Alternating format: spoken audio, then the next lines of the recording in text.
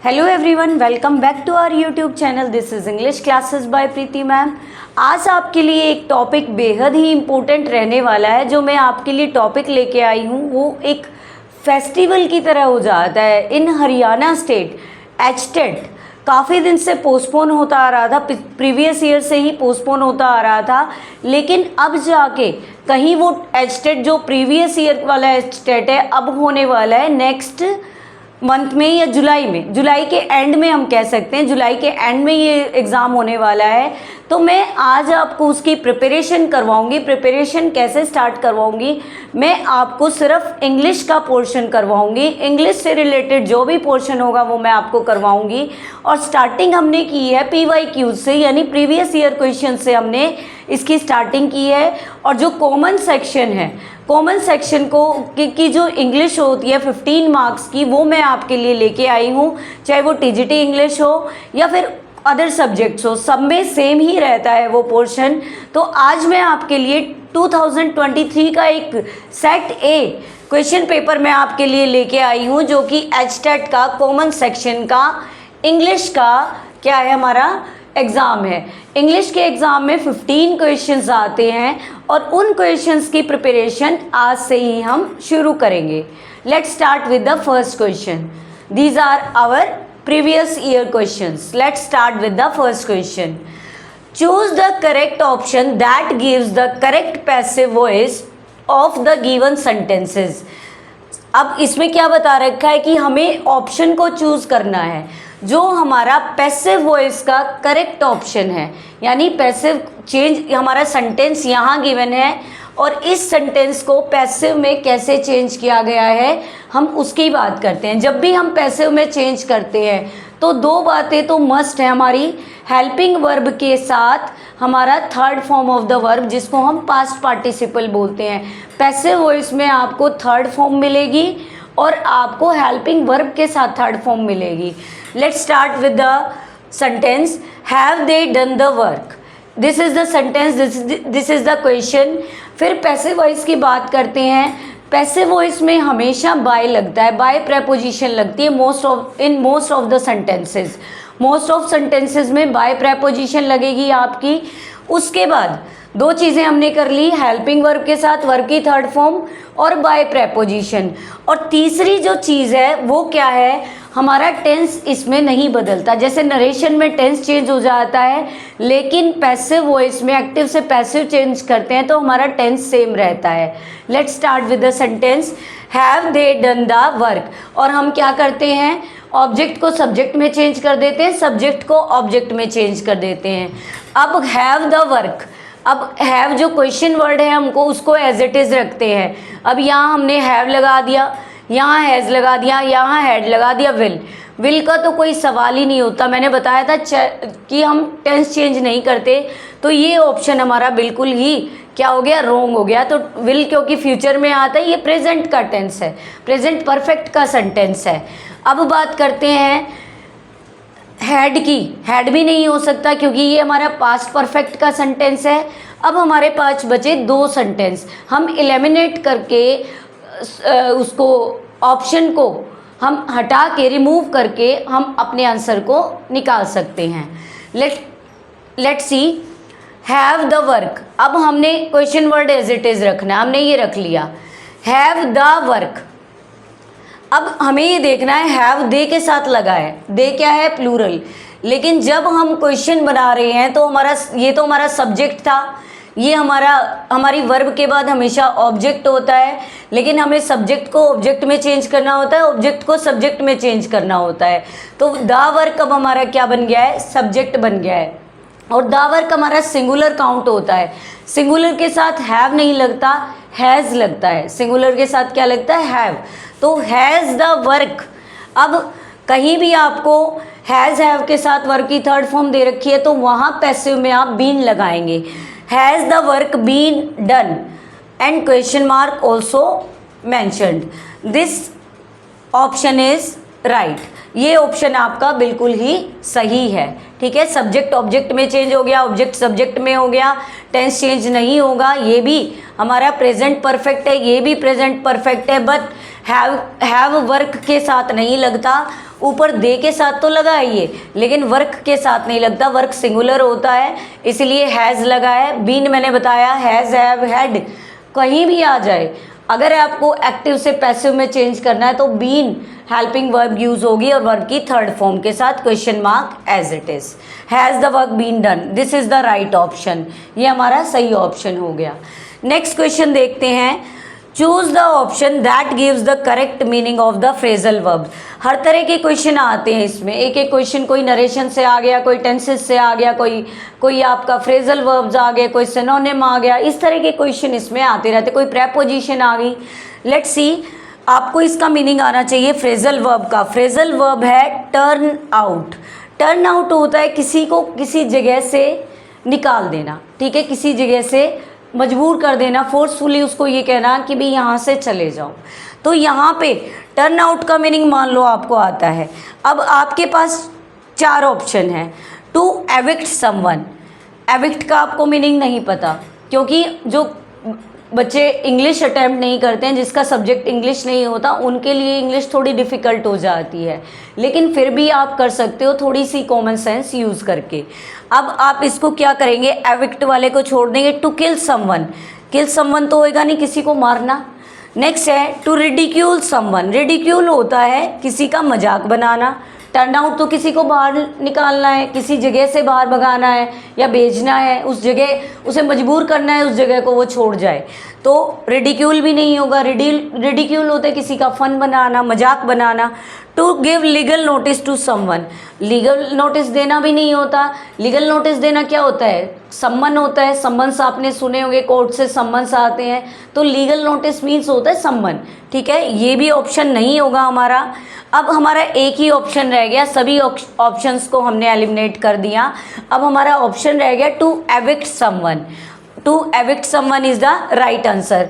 You have to learn phrasal verbs, phrasal verbs को learn करना होगा। आप क्या करेंगे, जो जो इम्पोर्टेंट फ्रेजल वर्ब्स हैं आपके लिए, आप उनको लर्न कर लेंगे। हम अभी तो प्रीवियस कर रहे हैं, अगर हमें टाइम मिलता रहा तो आगे हम इस तरह के क्वेश्चंस आपके लिए लाते रहेंगे।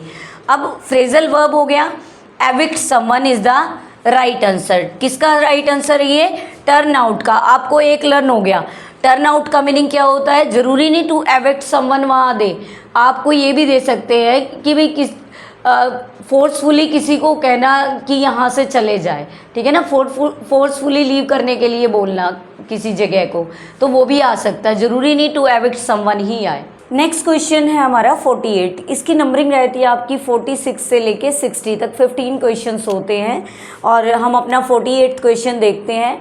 This is fill modal auxiliaries. मैंने शॉर्ट करके लिखा है, थोड़ा सा बोर्ड पे ब्रॉड लिखना, मतलब बहुत ज़्यादा स्टेटमेंट लिखनी मुश्किल हो जाती है, टाइम लग जाता है, इसीलिए मैंने आपको क्वेश्चन डाला है fill modal auxiliaries. Modal auxiliaries क्या होती है, हेल्पिंग वर्ब को ऑक्सिलरीज बोलते हैं। मॉडल्स होते हैं हमारे will, would, shall, should, can, could, may, might, ought to, dare, need और शुड, ये सभी हमारे क्या होते हैं, मस्ट, ये सभी मॉडल्स होते हैं। डेयर। अब क्वेश्चन को ध्यान से देखेंगे, your mother is seriously ill, कि तुम्हारी माँ बहुत बीमार है, और you dash leave for home at once, कि तुम्हें एकदम से घर जाना होगा, अभी घर जाना होगा, और ब्रैकेट में आपको दे दिया ऑब्लिगेशन। कितना आसान कर दिया आपके लिए। अगर आपको दे दें परमिशन तो आप कैन लगा देंगे, मे भी लगा सकते हैं अगर फॉर्मल सेंटेंस है तो। अगर आपको यही दे दिया कि ऑब्लिगेशन आपको करनी है, ऑब्लिगेशन क्या होता है, कोई चीज़ हमें करना ही है, कंपल्शन है उस चीज़ के लिए, हमारी जिम्मेदारी है वो। अब नीड्स नहीं आएगा कि भाई आपको यू नीड स्लीव, तुम्हें ज़रूरत है जाने की, अरे पक्का जाना पड़ेगा अगर मदर बीमार है तो। अगर कोई चीज़ बिल्कुल 100% है, करना ही पड़े, तो हम उसमें ऑब्लिगेशन में मस्ट का यूज़ करते हैं। माइट तो शायद के लिए, पॉसिबिलिटी के लिए यूज़ होता है, वो भी स्लाइट पॉसिबिलिटी, कम पॉसिबिलिटी के लिए। कुड भी नहीं होता, कुड हमारा पोलाइट रिक्वेस्ट के लिए होता है, या कैन के पास्ट के लिए होता है। आंसर बच गया हमारा मस्ट।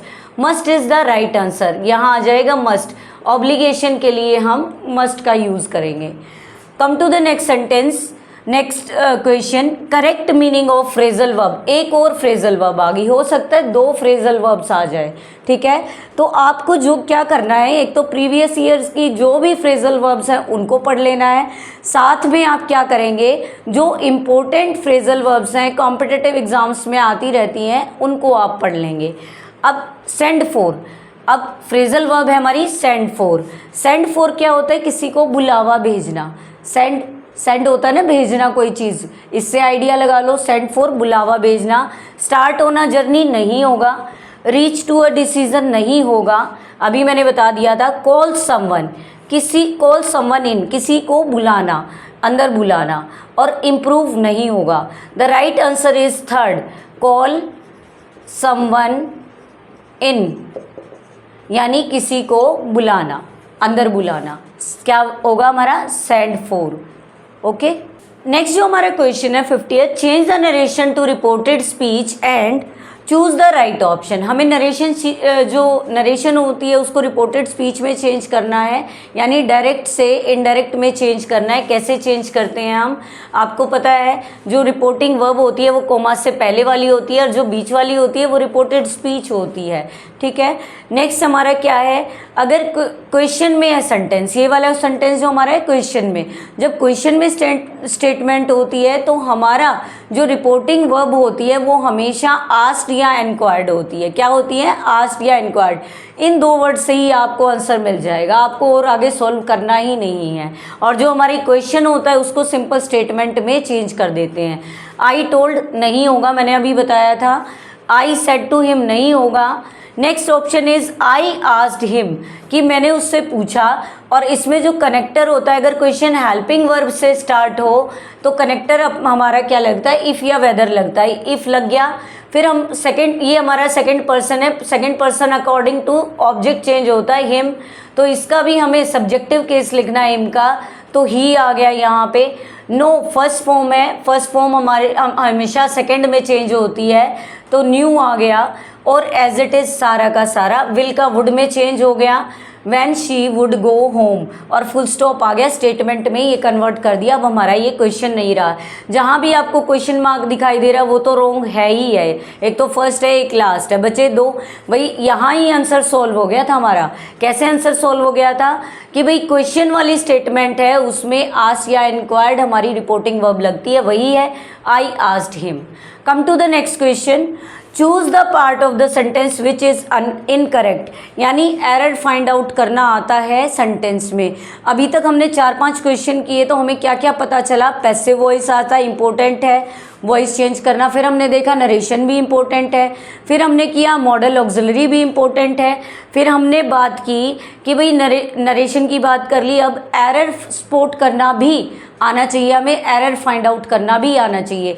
एरर फाइंड आउट करना, छोटे छोटे एरर होते हैं, या तो वर्ब गलत दे रखी होगी, या टू के साथ वर्ब की फर्स्ट फॉर्म लगेगी, हर जगह लगती है तो वो चेंज कर रखी होगी, हैज़ हैव हैड के साथ थर्ड फॉर्म लगती है वो कोई और दे रखी होगी, तो इस तरह की छोटी छोटी चीज़ें चेंज होती हैं। हम सेंटेंस देखते हैं, has Sachin not break the record held by Bradman who made 10,000 runs in his career.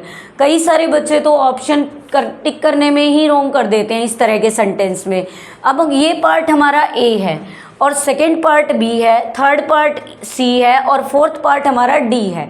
तो हमें इनमें से एरर निकालना है, गलती निकालनी है। गलती क्या है, हैज़ सचिन बिल्कुल ठीक है, क्वेश्चन पुट किया है। नॉट ब्रेक्ड, ब्रेक्ड कोई वर्ब नहीं होती ब्रेक की। ब्रेक की वर्ब क्या होती है, ब्रेक, ब्रोक, ब्रोकन। पहले तो वर्ब गलत है, ब्रेक्ड कभी आएगी ही नहीं। फिर नोट, ठीक है नोट आ गया है क्योंकि हेल्पिंग वर्ब यहाँ आई है, वैसे नोट अकेला नहीं आता, तो यहाँ रॉन्ग हो गया हमारा। थर्ड फॉर्म यहाँ पे ब्रोकन आएगा, ना कि ब्रेक्ड आएगा। तो अब ये पार्ट देखेंगे हमारा है बी। अब आंसर हम बी देखते हैं, फर्स्ट पार्ट ए ऑप्शन में है, सेकंड हमारा बी है, तो बी आंसर हमारा क्या हो जाएगा, सही हो जाएगा। तो इस तरह से एरर फाइंड आउट हमें करना है सेंटेंस में। Next question is choose the correct option for the given word sinecure. Sinecure का मीनिंग क्या होता है, let's see the options. First option है one who lives by himself, अपने आप में रहता हो, अपने आप जीता हो। Second option is an office with no work but high pay, office में काम तो नहीं है लेकिन पे क्या है, हाई है। Next is surgery without anaesthesia. Anaesthesia होता है बेहोशी की दवाई। सर्जरी के टाइम पे जब हम बेहोशी की दवा देते हैं उसको एनेस्थीसिया बोलते हैं। तो सर्जरी करना बिना एनेस्थीसिया के। Next is cure by naturopathy. Naturopathy होता है नेचुरल तरीके से किसी डिजीज़ को क्योर करना, इलाज करना। जैसे आप नेचुरल फूड से लगा लो या फिर मसाज वगैरह से लगा लो, नेचुरल वे से किसी चीज़ का क्योर करना, ठीक है ना, किसी डिजीज़ का क्योर करना। अब यहाँ पे सिनेक्योर का आपको मीनिंग नहीं पता, लेकिन you have to learn it. ये एक क्या होता है, an office with no work. एक ऐसा ऑफिस जहाँ काम नहीं होता बट हाई पे, लेकिन सैलरी काफ़ी होती है, पैसा काफ़ी होता है, फाइनेंशियल जो हमारा फाइनेंशियल सपोर्ट होता है वो काफ़ी होता है। Come to the next question, find the most appropriate meaning of the underline idiom. Idioms भी आते हैं। अब हम देखते जा रहे हैं कि क्वेश्चन कैसे कैसे आ रहे हैं। यहाँ पे वन वर्ड सब्सटीट्यूशन आया है, फिर आपका इडियम आया है। इडियम होता है मुहावरा हिंदी में। अब इडियम देखते हैं कैसे दिया गया है। राकेश हैड टू, एक सेंटेंस दे दिया गया है, उसमें कुछ वर्ड अंडरलाइन कर दिए हैं, इडियम को अंडरलाइन कर दिया है। Rakesh had to deal with his all problems by himself. Rakesh क्या करता है, अपनी सभी प्रॉब्लम्स से अपने आप डील करता था। Because he did not want to depend on, क्योंकि वो डिपेंड नहीं रहना चाहता किसके ऊपर, his fair weather friends. Weather क्या होता है, मौसम। फेयर मीन्स अच्छा, जब अच्छा मौसम हो, जब दोस्त हेल्प करें। तो हमें इस सेंटेंस से ही जो इस इडियम का मीनिंग पता चल जाएगा। Let's see the first option, friends who come from rich family. कि रिच फैमिली से आने वाला फ्रेंड वो उसके ऊपर डिपेंड नहीं होना चाहता था, ऐसा नहीं है। Friend who are loyal only during a time of success. कि सक्सेस के टाइम पे ही जो फ्रेंड लॉयल हो, उस समय पे जो लॉयल हो, वफादार हो, उसके लिए यूज़ किया जाएगा फेयर वेदर फ्रेंड्स। यानी टाइम को देख के जो साथ दे। आज बुरे समय में हमारा साथ छोड़ दे। मान लो हमारा समय अच्छा चल रहा है, सक्सेस आ रही है, या हम कहीं ऊपर पोजीशन ले रहे हैं किसी जगह पे, तो वो हमारे साथ साथ आ जाएं। तो ऑप्शन हमारा ये रहेगा। नेक्स्ट ऑप्शन भी पढ़ लेते हैं। Friends with whom who lived in a college time. जो दोस्त कॉलेज टाइम में रहते नहीं। Friends who are no longer live with you. जो फ्रेंड आपके साथ नहीं रहते नहीं। इसका ऑप्शन रहेगा second, friends who are loyal only during a time of success. कि सक्सेस के टाइम पे ही आपके साथ क्या रहें, loyal. Next question is correct tense form. Correct tense form fill करनी है। She jumped of the train while it dash. जहाँ भी आपको पास्ट टेंस दिख रहा है या कोई भी टेंस दिख रहा है तो दूसरे ब्लैंक में भी सीक्वेंस वाइज उसी टेंस की फॉर्म आएगी, उसी टेंस की। अगर वो प्रेजेंट का है तो प्रेजेंट की, सिर्फ कंडीशनल्स को छोड़ के। पास्ट की है तो पास्ट की, फ्यूचर है कि तो फ्यूचर की। अब जम्प्ड यहाँ पे हमारे पास second form of the verb है, यानी पास्ट टेंस है। अब यहाँ पे ये देख लो कि पास्ट टेंस ही आएगा। हैज़ मूव्ड तो नहीं आएगा, ये प्रेजेंट है। अब तीन हमें पास्ट के दे दिए। अब हम क्या करें, जहाँ भी आपको वाइल और व्हेन से सेंटेंस कनेक्ट होता दिखाई दे रहा है, जहाँ भी आपको वाइल और व्हेन दिखाई दे सेंटेंस में, आप पास्ट कंटिन्यूअस का यूज़ करेंगे व्हेन और वाइल के बाद वाले ब्लैंक में। पहले अगर सिंपल पास्ट है तो व्हेन और वाइल से जो आगे ब्लैंक होगा उसमें आप क्या करेंगे, पास्ट कंटिन्यूअस करेंगे। अब ये भी पास्ट कंटिन्यूअस नहीं है, ये भी परफेक्ट है, ये हमारा पास्ट कंटिन्यूअस, ये हमारा है सेंटेंस। अब सेंटेंस देख लें। She jumped of the train. वो जंप किया उसने ट्रेन से। वाइल इट वॉज मूविंग, जबकि वो चल रही थी। ठीक है, कुछ कंटिन्यूटी दिखा दी और उसने एक एक्शन भी कर दिया जंप करने का। Come to the next question, correct tense form.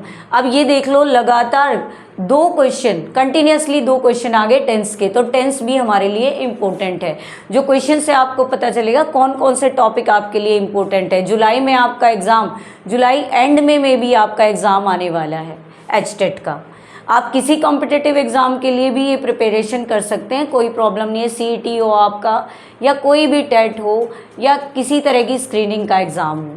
Next is the headmaster dash to meet you, headmaster आपसे मिलना चाहता है। ये तो सिंपल प्रेजेंट का सेंटेंस है कि हेडमास्टर आपसे मिलना चाहता है, तो हेडमास्टर हमारा क्या है, सिंगुलर। सिंगुलर के साथ first form of the verb plus SEIS लगता है। वॉन्ट नहीं आएगा, वॉन्ट्स आएगा। इज वॉन्टिंग कभी नहीं आएगा, वॉज वॉन्टिंग। वॉन्ट वर्ब जो है वो कंटिन्यूस में होती नहीं है, ठीक है। तो इसमें हमारा आंसर आ गया wants, the headmaster wants. Second option is right. Come to the next question.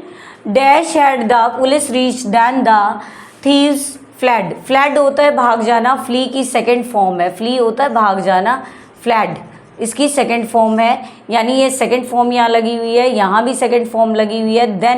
Then का यूज़ होता है कंपैरिजन करने के लिए, THAN का यूज़ होता है। अब यहाँ पे द पुलिस हमारा सब्जेक्ट है, सब्जेक्ट से पहले हमारी वर्ब आई हुई है, सब्जेक्ट से पहले हमारी वर्ब आई हुई है हैड। इसको क्या करते हैं, इस तरह के जो सेंटेंसेस है जब सब्जेक्ट से पहले वर्ब आ जाए तो उसको हम इन्वर्जन बोलते हैं, इन्वर्जन बोलते हैं। और यहाँ पे हमेशा सेंटेंस नो सूनर से स्टार्ट होता है। No sooner had the police did reach than the thieves fled. No sooner से ये सेंटेंस स्टार्ट होता है। नो सूनर हमारी एक एडवर्ब है। एडवर्ब्स, अगर इस एडवर्ब से कोई भी सेंटेंस स्टार्ट होता है तो वर्ब हमारी इन्वर्जन होती है, इसमें पहले वर्ब आती है फिर सब्जेक्ट आता है। नहीं तो हमारा हमेशा क्या होता है, सब्जेक्ट पहले आता है फिर वर्ब आती है। तो हमारा यहाँ पे second option is right, no sooner. Listen the next question, choose the correct preposition. Preposition ये 3 क्वेश्चन लगातार आ रहे हैं। It means preposition is also an important topic for HTET। He told all dash the incident. अब उसने उसे सब कुछ बता दिया इंसिडेंट के बारे में। फर्स्ट हमारा बिटवीन है, बिटवीन होता है के बीच में, अमंग भी के बीच में होता है, बिसाइड होता है नियर नज़दीक, और अबाउट होता है के बारे में। ही told all about the incident, this is the right answer. Next है, ये तो आप कॉमन सेंस से भी कुछ क्वेश्चन कर सकते हो, ज़्यादा मुश्किल नहीं है। नेक्स्ट हमारा है I am going home the day dash tomorrow, कि भाई कल के बाद मैं घर जा रहा हूँ। कल के बाद इन नहीं आएगा, इन टुमारो, ऑन टुमारो नहीं आएगा, एट टुमारो नहीं आएगा, आफ्टर टुमारो, कि कल के बाद मैं घर जा रहा हूँ। आफ्टर मीन्स होता है के बाद में। Come to the next question, it is also of preposition, ये भी प्रेपोजिशन का है। Mohan gaze dash sky in the hope of rain. Gaze होता है एकटक देखना, घूरना, stare. In English we can call it, gaze का मीनिंग होता है स्टेयर, STARE, यानी घूरना। मोहन आसमान की तरफ घूर रहा है इस उम्मीद में कि बारिश आए, आसमान की तरफ घूर रहा है। अनटू नहीं आएगा, बिसाइड्स होता है इसके अलावा, इनटू नहीं आएगा, किसी चीज़ के अंदर होता है, एट पर देखना, गेज्ड एट द स्काई, आसमान पर घूर रहा है, आसमान में देख रहा है, ठीक है। तो हमारा eight option is right. Come to the last question of today, it is phrasal verb. Phrasal verb है जो हमारा वर्ड दे रखा है गिव इन, ये हमारे पेपर में थर्ड फ्रेजल वर्ब है। ये देखो आपको क्या क्या इंपॉर्टेंट आपको रिवाइज करना है, इसका मीनिंग बता देती हूँ मैं आपको, फिर बताती हूँ कि कौन कौन सा टॉपिक हमारा सबसे इम्पोर्टेंट रहने वाला है। अब गिव इन का मीनिंग क्या होता है कि भाई हार मान लेना, गिव इन हार मान लेना। डिस्ट्रीब्यूट बांटना होता है, नहीं। डिपॉजिट जमा करना होता है, नहीं। डोनेट दान करना होता है, नहीं। सरेंडर किसी को सौंप देना, अपने आप को सौंप देना, जब हम हार मान लेते हैं सरेंडर कर देते हैं अपने आप को, तो गिव इन मीन्स होता है surrender, this is the right answer. अगर गिव अप हो तो किसी चीज़ को छोड़ देना, गिव अप मीन्स होता है छोड़ देना, आपको मैंने बताया गिव अप का मीनिंग, और गिव इन क्या होता है सरेंडर होना, दोनों का मीनिंग बताया है। आई होप आपको अच्छे से समझ आया होगा, पूरा का पूरा जो सेट है हमने नियर अबाउट 15 क्वेश्चन हमने किए हैं, आई होप आपको अच्छे से समझ आ गए हों। अगर आप ऐसे ही question paper, previous question paper HTET के करना चाहते हो, या फिर आप और भी कोई कॉम्पिटिटिव एग्ज़ाम के कोई क्वेश्चंस करना चाहते हो, CET के क्वेश्चन करना चाहते हो, या अदर स्टेट है कोई भी, तो आप उनके क्वेश्चन करना चाहते हो, मुझे आप कमेंट सेक्शन में लिख सकते हैं। अगर आपको हमारी वीडियोस पसंद आ रही हैं, आप हमसे कुछ सीख रहे हैं या जानकारी हासिल कर रहे हैं, तो आप हमारे चैनल को सब्सक्राइब करना ना भूलें और हमारे वीडियोस को लाइक और शेयर करना ना भूलें। Thank you student for watching and listening our videos.